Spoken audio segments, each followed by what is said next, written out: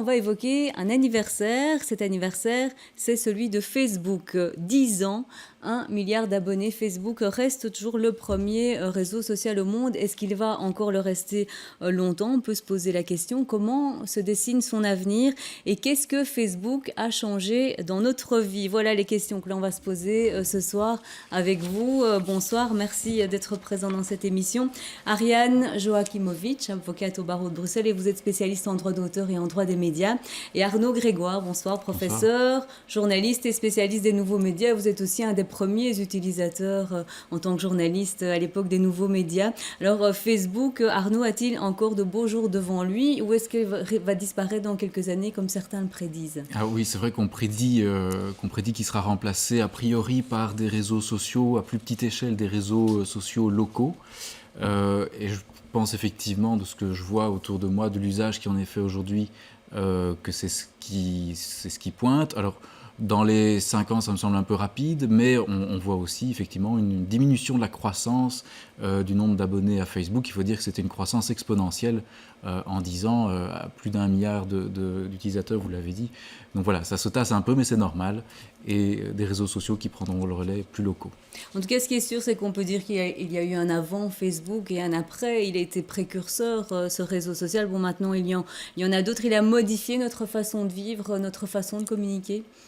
Alors en tout cas pour les spécialistes de la communication et les spécialistes de l'information en particulier, il a complètement modifié la manière dont le lien qu'on a à l'information, hein, donc ce lien qui était très top-down, c'est-à-dire du journaliste qui donne l'information vers le grand public, avec aujourd'hui du grand public qui s'informe lui-même, qui discute avec, en son sein, ou qui interpelle les politiques directement, ou qui interpelle les journalistes aussi directement. Donc le lien est tout à fait changé et les choses, la hiérarchie est beaucoup plus aplatie, je dirais.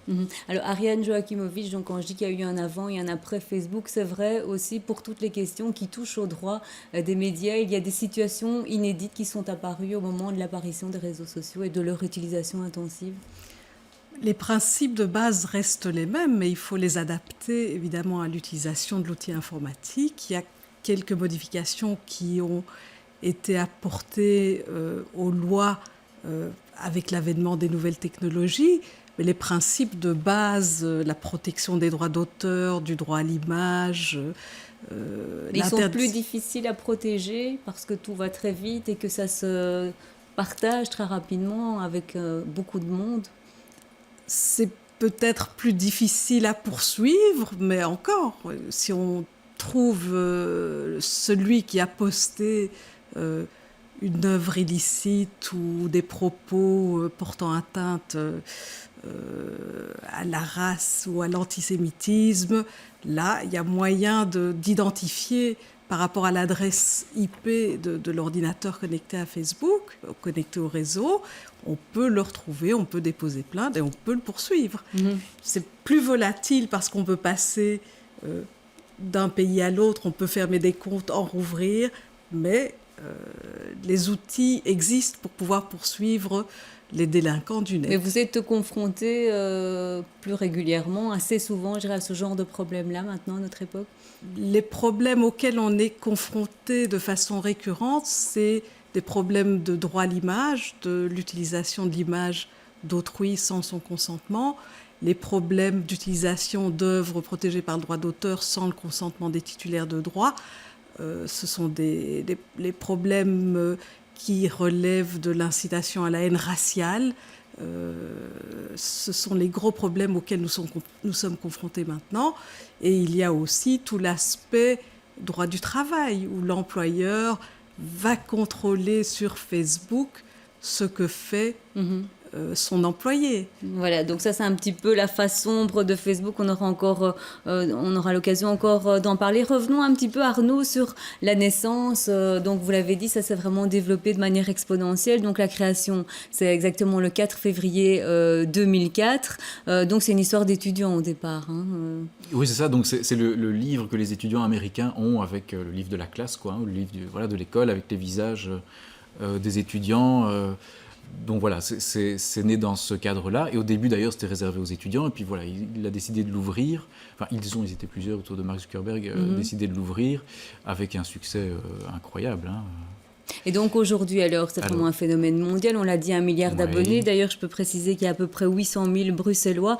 Mais combien de profils inactifs? Parce que bon, finalement, il y a quand même aussi beaucoup de gens qui ont ouvert des profils et puis qui n'y vont plus parce qu'on peut en parler juste après de la difficulté de les fermer par la suite, ces profils. Oui, alors là, je n'ai pas d'informations précises sur le nombre de profils inactifs. Ce que je peux dire, c'est que la population des utilisateurs de Facebook est devenue de plus en plus âgée, enfin en tout cas a mûri, donc ça n'était plus réservé qu'aux étudiants. On voit de plus en plus les grands-parents qui sont actifs sur Facebook. Et puis surtout, Facebook s'est professionnalisé. Et donc on a vu apparaître ces dernières années des professionnels, des community managers, donc des personnes, ou des journalistes aussi, des personnes qui l'utilisent à des fins professionnelles, qui font passer de l'information, de la publicité, etc. Donc un problème effectivement auquel on est confronté, c'est qu'une fois, Ariane, une fois qu'on a ouvert un profil, c'est très difficile de le fermer, même si on le souhaite. Il faut faire des démarches, entreprendre des démarches assez longues. Ah non, c'est très très facile de le fermer, mais il ne disparaît pas. Il reste dans la mémoire du serveur et il est très facile de le réactiver. Donc vous fermez votre compte Facebook, vous voulez le réactiver, il suffit de faire un clic, de remettre votre mot de passe et hop, voilà que votre compte est réactivé. Et effectivement, donc c'est un compte qui continue à dormir. Oui, il est là, personne n'y a accès. Mais il est très facile à réactiver. Et pour le faire disparaître complètement et l'effacer de la mémoire du serveur de Facebook, là, il faut entreprendre des démarches auprès de Facebook qui sont compliquées. Mais si vous voulez fermer votre compte, c'est très facile. Alors, donc, les premiers utilisateurs de Facebook, c'est essentiellement les jeunes. Vous l'avez, le public est, semble-t-il, vieillissant. Les jeunes se détournent de Facebook pour aller vers d'autres réseaux sociaux? Alors, les chiffres que j'ai en tête, en tout cas, sont que la population qui est sur Facebook est, je dirais, majoritairement au-dessus des 35 ans. Bon, bien sûr, les jeunes sont toujours actifs dessus, mais dans une proportion un peu moindre. Et on voit que les jeunes communiquent beaucoup par d'autres biais maintenant. Et quels sont les concurrents en réalité maintenant? Quels sont les autres réseaux sociaux Alors, les réseaux sociaux qui marchent maintenant, c'est professionnellement LinkedIn par exemple. YouTube est considéré aussi comme un réseau social et marche très bien. C'est le 3e site le plus visité juste après Facebook. Il y a Twitter. Voilà, alors Twitter vient quand même loin derrière. Voilà, maintenant les modes de communication des jeunes en particulier, ça je les connais moins, mais ils ont beaucoup d'outils différents, dont les jeux vidéo, etc., qui ne passent pas forcément par ce type d'outils. Mais les jeunes restent quand même le public cible, et pour Facebook aussi. S'ils n'arrivent plus à toucher les jeunes, c'est comme ça qu'il va risquer de disparaître? Ça, je ne pense pas. Je pense qu'il y a de gros enjeux de vie privée derrière tout ça, qu'il va falloir qu'on légifère beaucoup plus, parce que pour l'instant, c'est une manne d'or. Les modèles d'affaires d'Internet reposent en bonne partie là-dessus, et que c'est peut-être ça qui va faire qu'à un moment, des sites comme Facebook vont se tarir, et que ce sont des réseaux plus locaux qui vont prendre le relais. Alors, donc les jeunes sont effectivement donc des gros utilisateurs de réseaux sociaux. Ce sont aussi les jeunes qui sont les plus vulnérables et qui n'ont pas conscience de ce qu'ils font. Il faut les mettre en garde par rapport à ça, que ce qui se dit, ce qui est posté sur un réseau social, une photo, un texte, c'est pas, on croit qu'on est protégé là derrière son écran d'ordinateur, mais ce n'est pas anodin. Mais Facebook peut être une vitrine publique, accessible à tous, et si on a 654 000 amis, forcément, le côté public est très accentué. Et ça ne s'en rend pas toujours compte quand on partage quelque chose de très intime, j'ai envie de dire. Il faut pouvoir utiliser l'outil de façon adéquate. On doit paramétrer son compte Facebook. Il y a des paramètres qui permettent de fermer l'accès ou de limiter l'accès. Oui, et c'est compliqué de savoir exactement comment se protéger. En tout cas, quand on est ado, c'est très compliqué. Et en plus, on veut avoir des milliers d'amis, on veut en avoir. Et donc, forcément, on n'est plus dans la sphère du privé.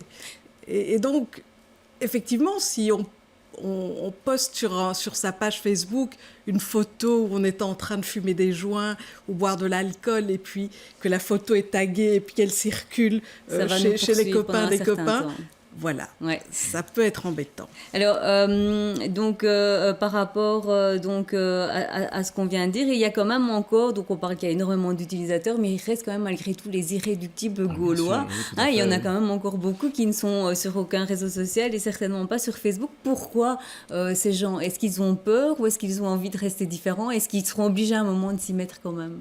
Bah alors il y a tous ceux qui sont très attentifs au respect de leur vie privée, qui mettent un mur entre eux et les réseaux sociaux de manière générale, ou Internet plutôt. Et puis il y a ceux qui ne sont pas Facebook, mais qui par contre sont très utilisateurs de réseaux dans le cadre professionnel et qui utilisent très bien LinkedIn, par exemple, pour citer celui-là.